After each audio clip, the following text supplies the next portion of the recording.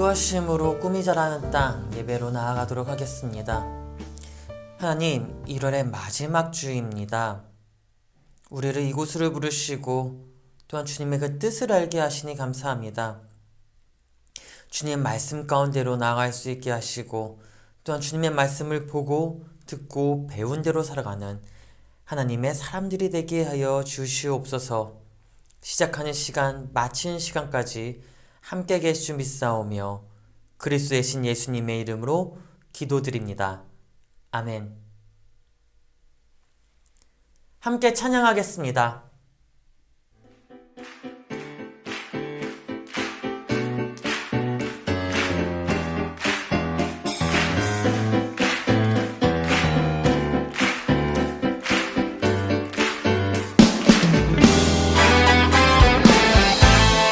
주님의 놀라운 그 사랑이 오늘 우리를 자유케 하셨습니다. 함께 기쁨으로 찬송합시다.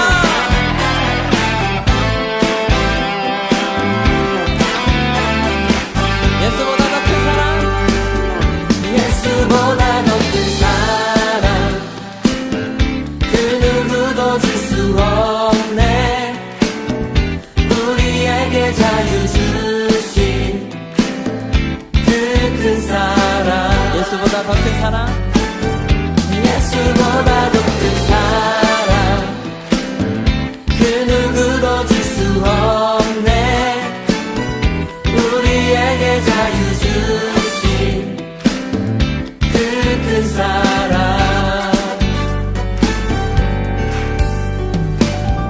세상의 헛된 보화 사라지지만 영원한 주의 사랑 나의 맘에 남으리. 예수보다 더 큰 사랑, 그 누구도 줄 수 없네. 우리에게 자유 주신 그 큰 사랑, 예수보다 더 큰 사랑, 예수보다 더 큰 사랑, 그 누구도 줄 수 없네. 우리에게 자유 주신 그 큰 사랑. 함께 소리 높여서 찬양하세. 찬양하세. 영원히 변치 않는 그 사랑, 위대한 그 사랑, 내 죄 씻었네. 세상 모든 능력과 권세보다 강하신 영원한 그 사랑, 예수보다 더 큰 사랑, 그 누구도 줄 수 없네. 우리에게 자유 주신 그 큰 사랑. 이번엔 피아노로 찬양합시다.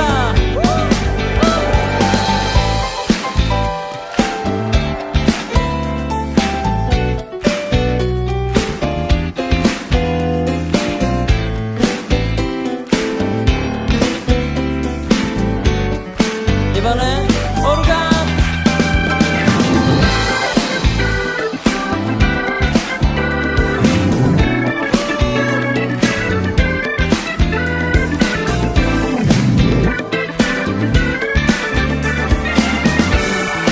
이번엔 기타.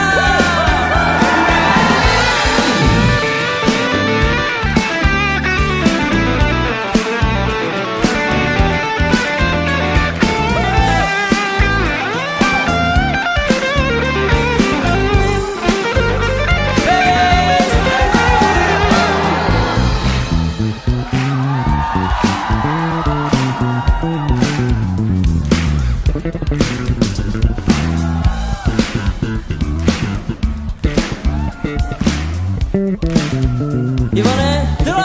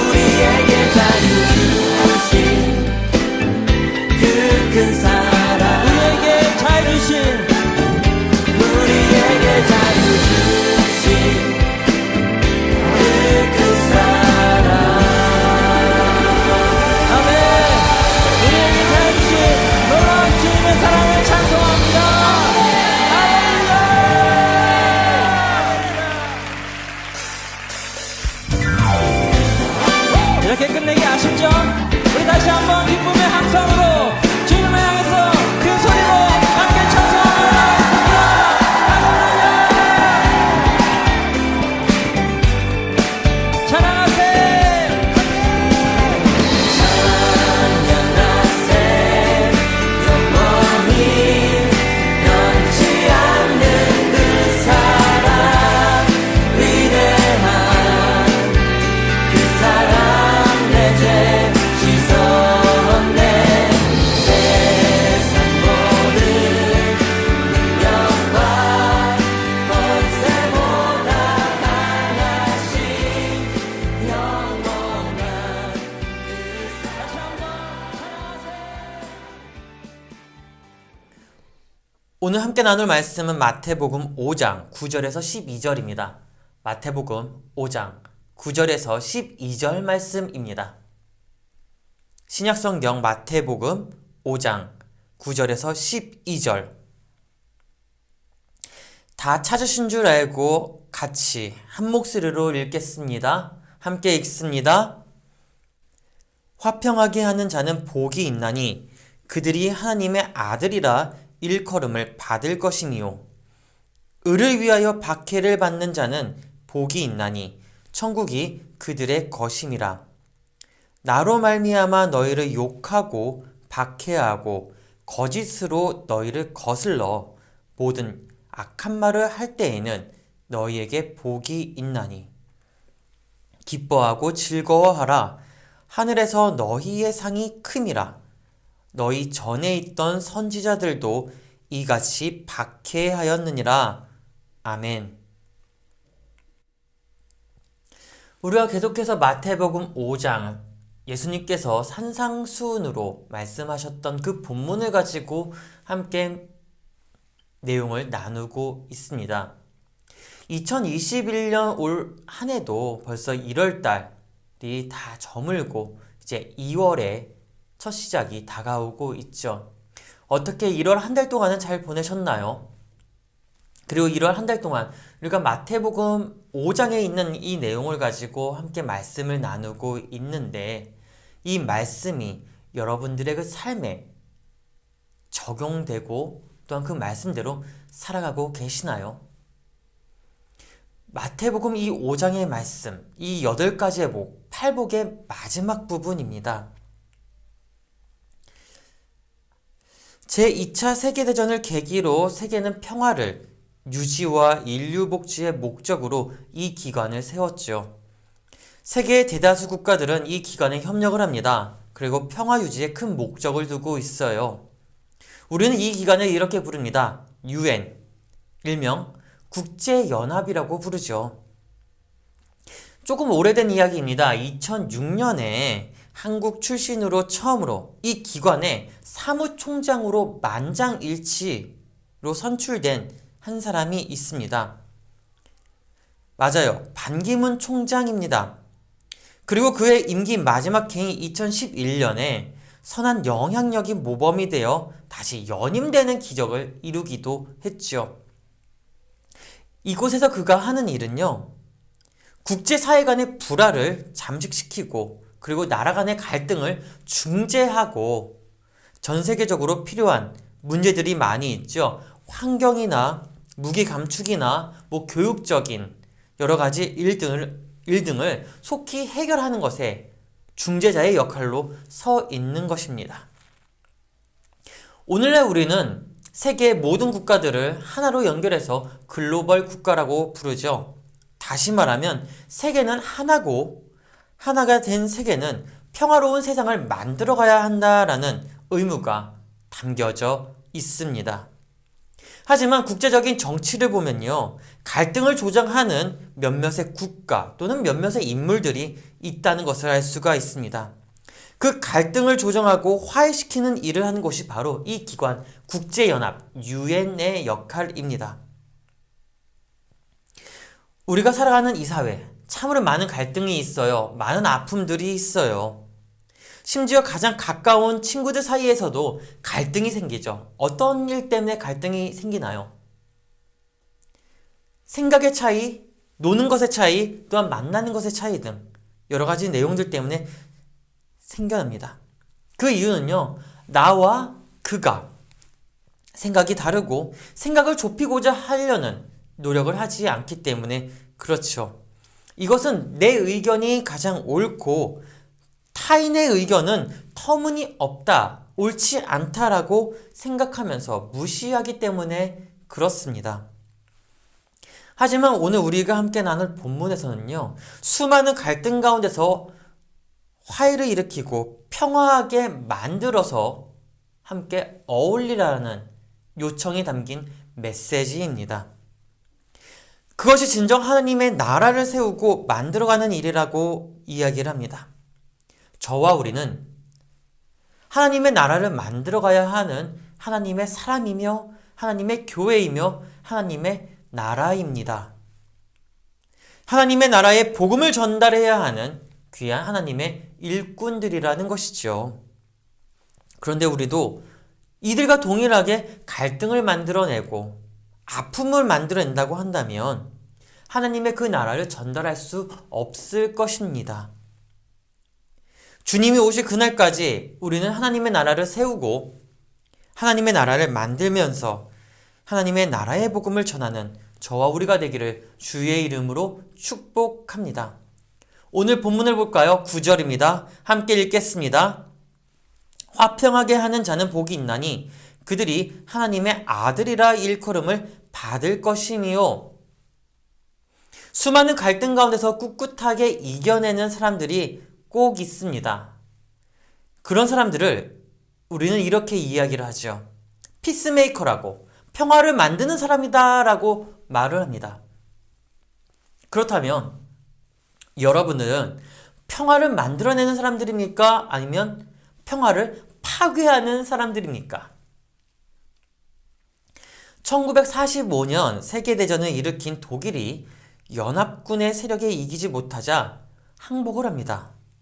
그리고 당시에 강대국이었던 영국과 미국의 주도로 독일의 베를린 도시 한가운데에 큰 장벽이 하나가 세워지게 되죠.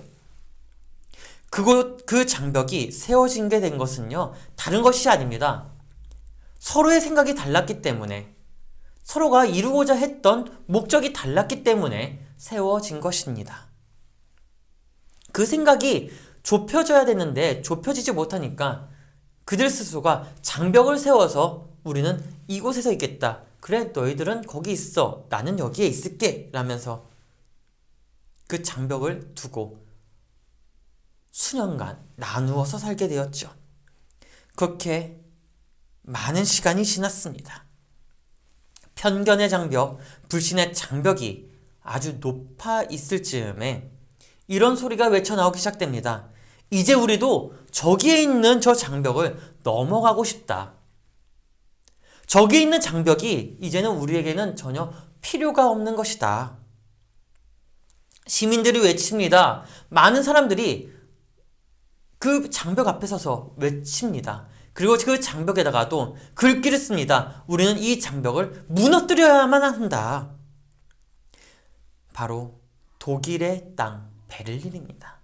그 평화했던 독일이 전쟁으로 땅을 서로가 나눠 가지고 생각을 나눈다는 것 그 자체가 이제는 한 세대가 지나고 나서야 그들이 서로 이해를 하기 시작했고 평화를 만들어 나가자라는 공존의 마음이 생기기 시작한 겁니다.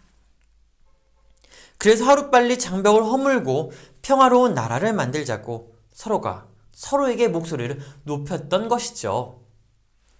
미국 펜실베니아에 경영 전문 학교인 와튼 스쿨이 있습니다.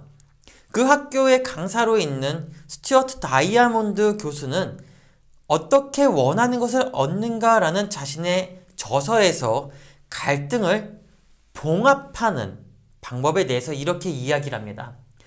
그는 이렇게 이야기를 하죠. 양쪽에 커다란 마음의 구멍을 메우기 위해서는 어느 한쪽이 성급하게 나서서는 그 일을 더 크게 만들 수가 있다. 그렇기 때문에 서로가 아주 자연스럽게 만나서 이야기를 나누고 오해했던 것을 풀고 천천히 새로운 것을 만들어 나가자고 약속할 때에 서로의 마음에 생겼던 그 구멍은 자연스럽게 메워지게 되어 있다라고 합니다.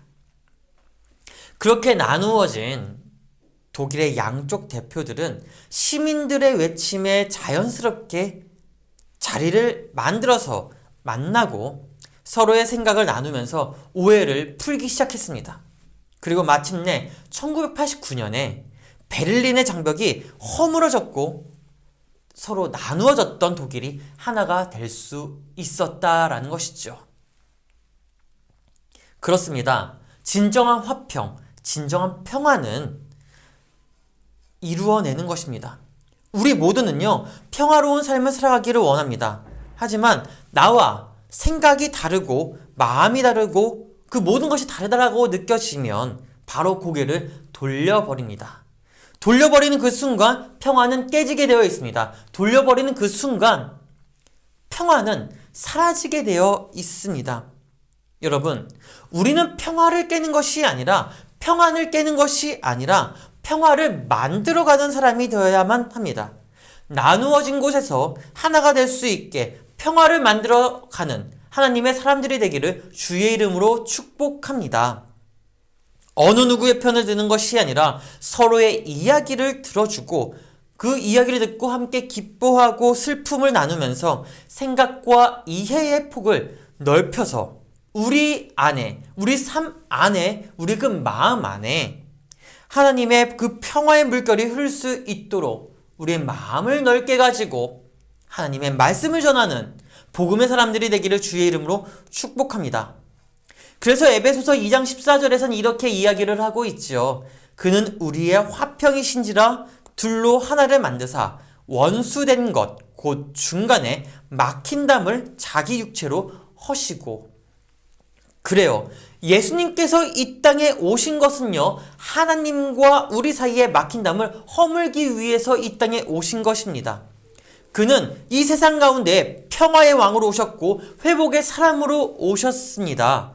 우리는 그리스도를 믿는 사람들이죠. 그래서 그리스도인이라고 부릅니다. 예수님께서 우리에게 말씀하셨습니다. 내가 너희를 위하여서 이 땅에 내려와 중간에 그 막힌 담을 허물었으니 너희도 내가 했던 것처럼 그 중간으로 들어가 결렬된 곳에 들어가 나뉘어진 곳에 들어가서 하나가 될 수 있도록 힘을 써라 라고 말씀하셨습니다. 예수님께서 우리에게 보이신 것처럼 본의 모습을 보이신 것처럼 평화를 그리고 회복을 일으키는 하나님의 사람들이 되기를 주의 이름으로 축복합니다.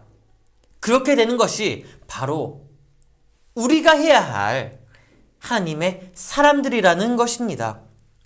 마태복음 5장 10절입니다. 같이 함께 읽겠습니다. 마태복음 5장 10절입니다. 의를 위하여 박해를 받는 자는 복이 있나니 천국이 그들의 것임이라. 천국은 누구의 것입니까? 바로 믿는 자들의 것입니다. 천국은 누구의 것입니까? 바로 하나님의 사람들의 것입니다. 천국은 누구의 것입니까? 의를 위해서 박해를 받는 사람들이 천국을 소유할 수가 있습니다. 평화를 만들어가는 사람들에게 항상 따라오는 것이 있어요. 그것은 아픔이고 외로움입니다. 그것은 우리가 하나님의 나라를 만들기 위해 그리고 하나님의 나라의 정의를 세우기 위해 열심히 움직이기 때문에 그렇습니다. 정의를 세우기 위해서 일하는 사람들은요, 항상 그 반대편에 있는 어려움에 봉착할 수밖에 없습니다. 왜냐하면 하나님의 정의는 정의로운 것이기 때문에 그렇습니다. 그 정의를 세워야지만 물같이 흐를 수 있기 때문에 그러한 것입니다. 그러한 사람들에게 하나님은 약속을 하십니다. 천국을 소유할 수 있게 해주겠다. 천국을 너희에게 보여주겠다라고 약속을 하십니다. 하나님의 의를 위해 일하는 사람들에게 하나님은 어떤 천국을 주시는 걸까요? 그리고 그것은 어떤 복을 뜻하는 것일까요? 우리는 하나님께서 복을 주신다고 하면 대부분 돈이 많아지거나 명예를 높여준다던가 아니면 힘이 생기는 것으로 오해할 수가 있습니다. 물론 이 모든 것도 부유함, 그리고 힘을 가지는 것, 그리고 명예를 높이는 것도 역시 하나님이 주시는 복의 일부분입니다. 하지만 진짜 하나님이 주시는 그 복은요, 우리가 하나님의 나라를 기대하고 그 나라를 바라볼 수 있는 열린 눈을 가지게 한다는 것입니다. 사랑하는 여러분, 하나님의 나라를 바라보기를 주의 이름으로 축복합니다. 하나님의 축복 가운데서 살아가는 하나님의 사람들이 되기를 주의 이름으로 축복합니다. 그렇다면 우리가 하나님의 정의를 어떻게 지켜나갈 수 있을까요? 하나님의 정의를 지킨다는 것 몇 가지만 알고 있으면 됩니다. 먼저 첫 주에 나눈 그 말씀을 기억하고 계십니까?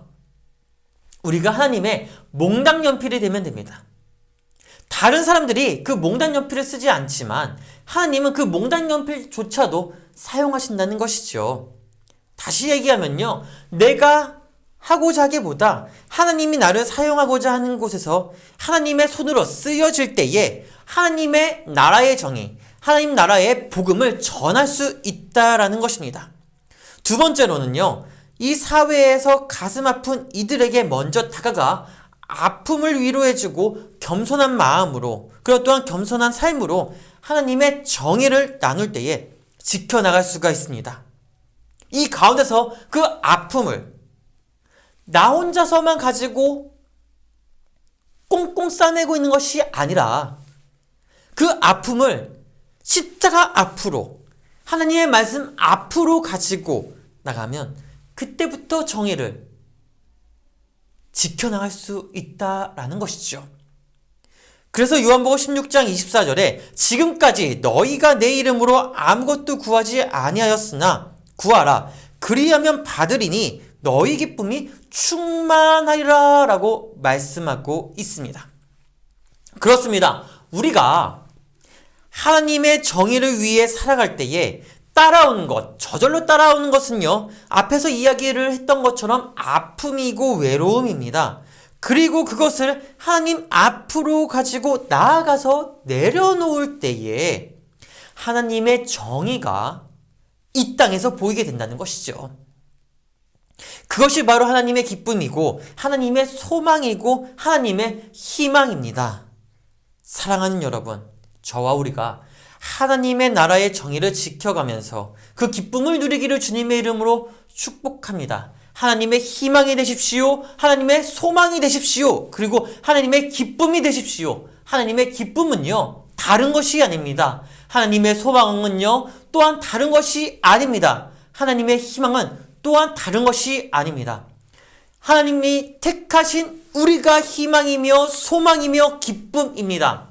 그 기쁨과 소망과 희망의 그 길 가운데에 우리가 믿음으로써 살아가는 그 모습을 많은 이들에게 보여준다면 그때부터 하나님께서 정의를 물같이, 공의를 강같이 흐르게 하시면서 우리를 통하여서 하나님의 나라를 보이실 것입니다.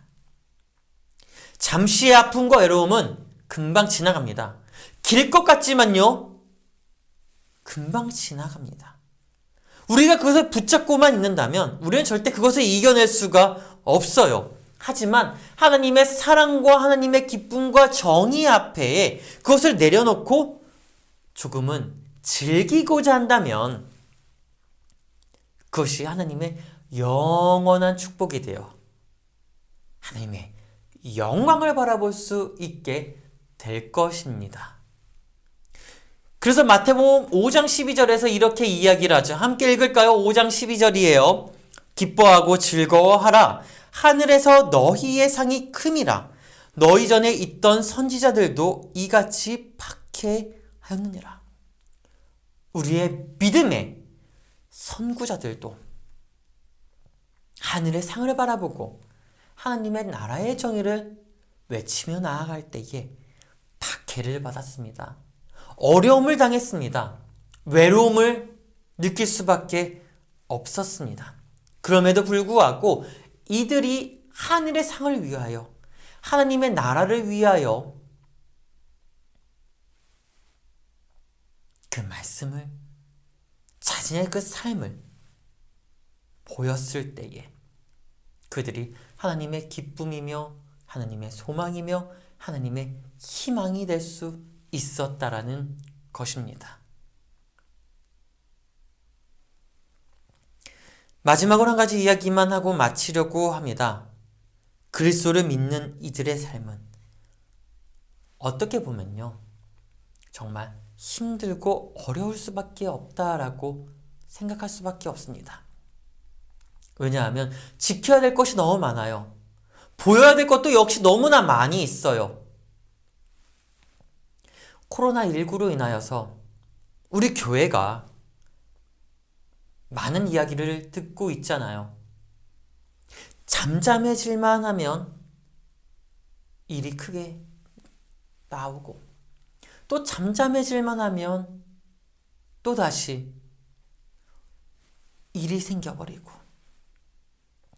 사랑을 전하라고 했는데, 이웃을 사랑하라고 했는데, 정작 우리가 이웃을 사랑하지 못하고 이웃을 배려하지 못하고 우리만 생각하고 나만 생각하고 그렇게 사회는 뒤로 하고 우리만 생각했던 것은 아닌가 싶습니다.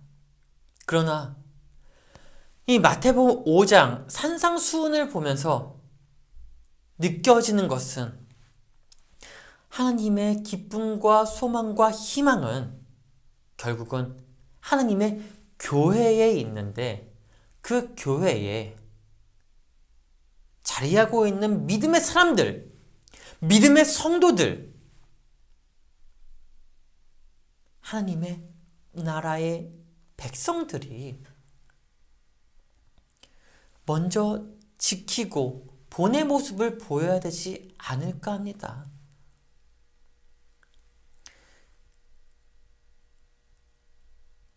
믿는 사람들이 먼저 넓은 길로 가려고 하고, 믿는 사람들이 먼저 힘을 더 가지려고 하고, 믿는 사람들이 먼저 자신의 것을 취하려고 하니까 하나님이 우리에게 다시 한 번 더 생각을 해보라고, 하나님의 말씀을 다시 한 번 더 바라보라고 메시지를 던져주는 것은 아닐까요? 진정한 기쁨은 하나님의 나라에 있습니다. 진정한 소망은 하나님의 말씀 안에 있습니다. 인도의 학자로서 아시아 최초로 노벨 문학상을 받은 한 문학가의 시를 읽고 마치고자 합니다. 기도. 라빈드나트 타고르. 위험으로부터 벗어나게 해달라고 기도하지 말고, 위험에 처해도 두려워하지 않게 해달라고 기도하게 하소서. 고통을 멋게 해달라고 기도하지 말고, 고통을 이겨낼 가슴을 달라고 기도하게 하소서. 생애 싸움터에서 함께 싸울 동료를 보내달라고 기도하는 대신 스스로의 힘을 갖게 해달라고 기도하게 하소서.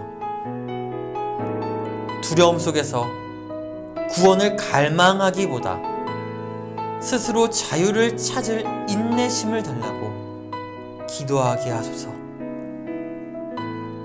내 자신의 성공에서만 신의 자비를 느끼는 겁쟁이가 되지 않도록 하시고, 나의 실패에서도 신의 손길을 느끼게 하소서.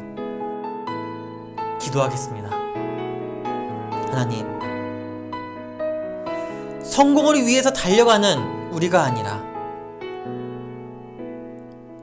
나의 이웃을 보고 나의 가족을 바라보고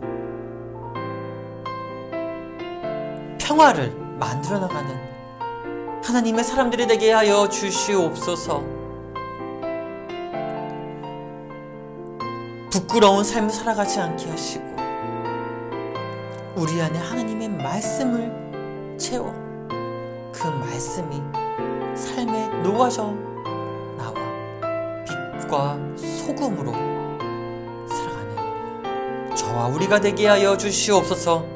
한 주간 살아가면서 하나님을 잃어버리지 않게 하시고 그 말씀을 기억나게 하시며 이 말씀을 통하여서 평화를 만들어 나가는 하나님의 사람, 하나님의 교회, 하나님의 나라가 되게 하여 주시옵소서.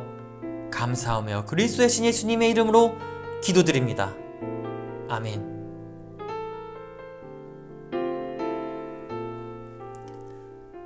축도함으로 모든 예배를 마치도록 하겠습니다. 이제는 우리를 구원하신 예수 그리스도의 은혜와 독생자 아들을 아낌없이 내어준 하나님의 사랑하심과 성령의 교통하심이 평화를 만들어 나가는 하나님의 사람들과 그의 가족들 위해 이제부터 영원까지 함께 하시기를 간절히 축원하옵나이다. 아멘.